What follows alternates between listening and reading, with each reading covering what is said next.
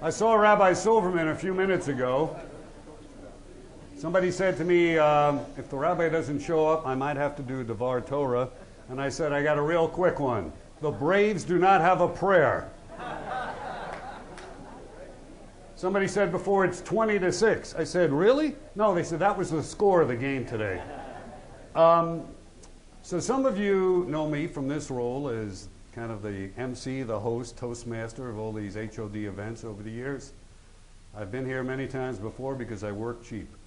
Some of you know me from B'nai Torah, where occasionally I'm like the chazan in morning daily services on the holidays and Shabbat, whatever. Some of you might even have seen me in a few movies over the years. Yes. And some of you who are really old and have moved from New York might remember me as the voice of the Yankees on TV and some other sportscasting roles. But tonight, I am here in a different role, wearing a different hat. I've often toyed over the years with writing a book.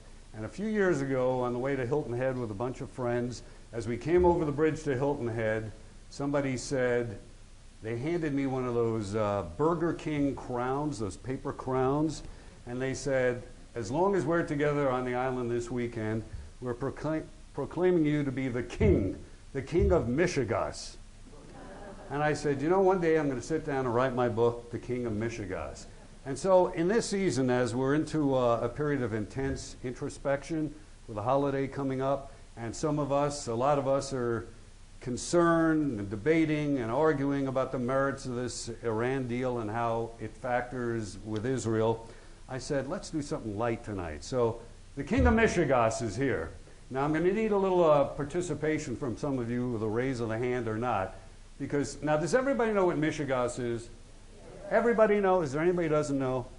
Basically, I'm going to give you my definition. It's if you have strongly held beliefs or practices or actions or inactions that kind of run counter to the majority, and you're willing to share them at any time and any place, even though there are no facts, scientific evidence, or halachic reason for it.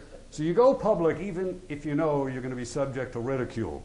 So by a show of hands, I'm going to run down the list of some of my MishegoS and see if anybody in the room is with me. I am a Jew who has kept kosher my entire life. I have never eaten lox. 0. I have never eaten herring. Oh, we got a few, including a rabbi. Now, to me, lox is like this orange slimy thing that ruins a pristine white spread of cream cheese. Why would you put something like on?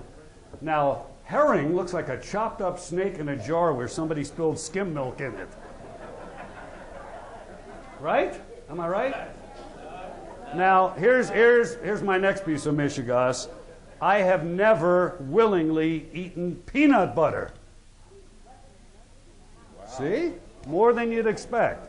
Now they say, why have you never eaten peanut butter? Well, I went to public school in Brooklyn, PS 188 in Coney Island. It was at the time the most overcrowded public school in the United States. So we only went to school from 8 to 12 or 12 to 4, which means never had to bring a lunch to school.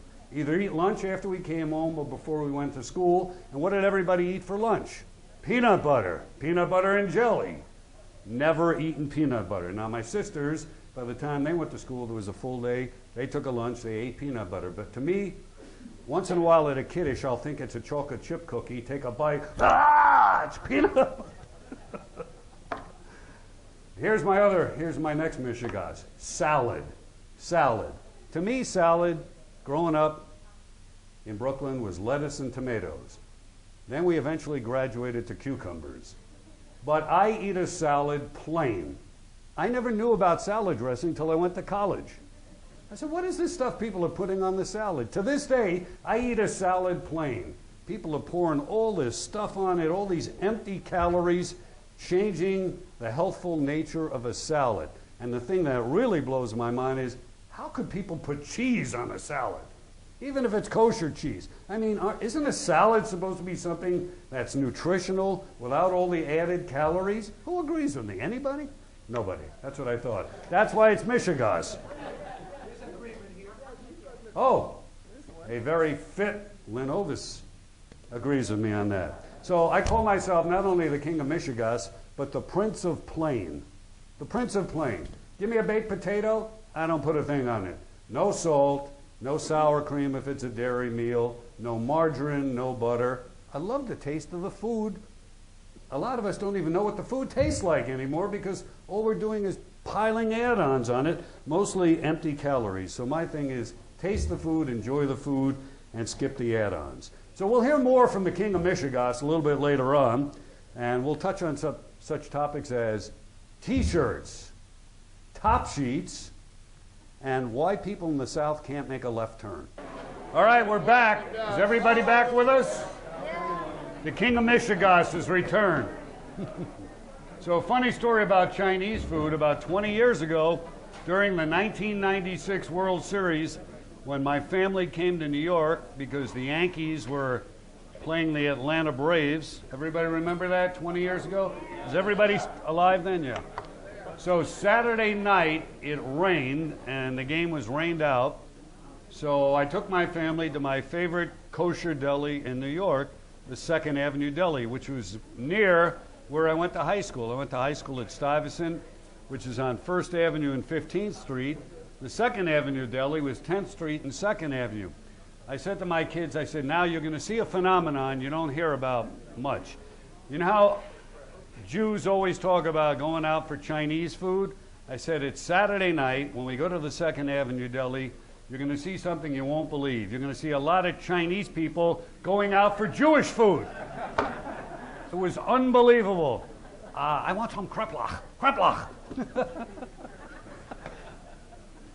Amazing. All right, the king is back. So I promised a couple other topics, and as I met some of you this evening, I was quietly taking notice of what some of the guys were wearing.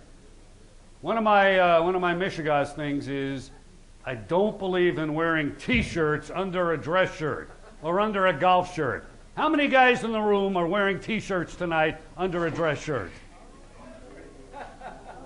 And what do you all say? Well, that's to absorb the perspiration. Come on. Absorb the perspiration and hold it against you for the rest of the day in Atlanta? I don't understand it. Plus, think about all the additional laundry that creates. All the money over the years, washing them, drying them, folding them, putting them away. Give up the darn T-shirts. Now, when I was a kid growing up in Brooklyn, we were poor. My parents couldn't afford middle names for my sisters after me. Hold up 1 second. Hold up, guys. Okay. Yeah, once again, we were middle class poor, Jewish poor. We couldn't afford middle names for my sisters after me, so my 2 sisters have no middle names. Now, all of our drinking glasses growing up in Brooklyn were former Yortzeit glasses that had the Jewish star on the bottom of them. Remember the octagonal? They had 8 sides to them, and there was a Jewish star on the bottom. Well, one year we got rich, and my father had a used car. We drove into a gas station, and if you filled up the car, they gave you a set of 6 drinking glasses. The guy handed the set through the door to my father. I opened them up in the back seat, and I held them up, and I go, "Where's the Jewish star on the bottom?" So I was back in New York a couple of weeks ago. I went to the Broadway Deli, kosher deli on Broadway, about 38th Street, and they have the octagonal glasses. I held them up, no Jewish star on the bottom. Unbelievable. So the other thing that was interesting, when you grew up in Brooklyn, you slept under a quilt that your grandmother probably made, and you slept on a fitted sheet. One time, we were about 8 years old, we took a trip to Niagara Falls, and we stopped somewhere in Buffalo, and I got in bed at night, and I said, "What the heck is this thing in the bed? What is in the bed? I can't sleep." It was a top sheet. A top sheet. What is a top sheet? I was a kid from Brooklyn. I cannot sleep in a top sheet. I had to strip it off the bed, and lo, I've been married 37 years, and we've never had a top sheet. So I just don't understand the concept of top sheets in the bed. Just part of my continuing MishegoS. And here's the real thing that affects all of us. When you're in the Northeast and you're making a left turn from a two-way street into a two-way street, you're making a left turn. When you get to the intersection, you're taught to advance into the intersection almost as far as you can go, so when the oncoming traffic stops, you just complete your left turn. So 3 cars can be in the intersection, right? 3 cars, and as soon as the traffic stops or the light turns red, those 3 cars complete the left turn. Here in Atlanta, everybody stops like it's a red light, like they're waiting for some green arrow to make the left turn. Do you know how much gas is wasted? How much time is wasted? I don't understand it. It's the southern left turn.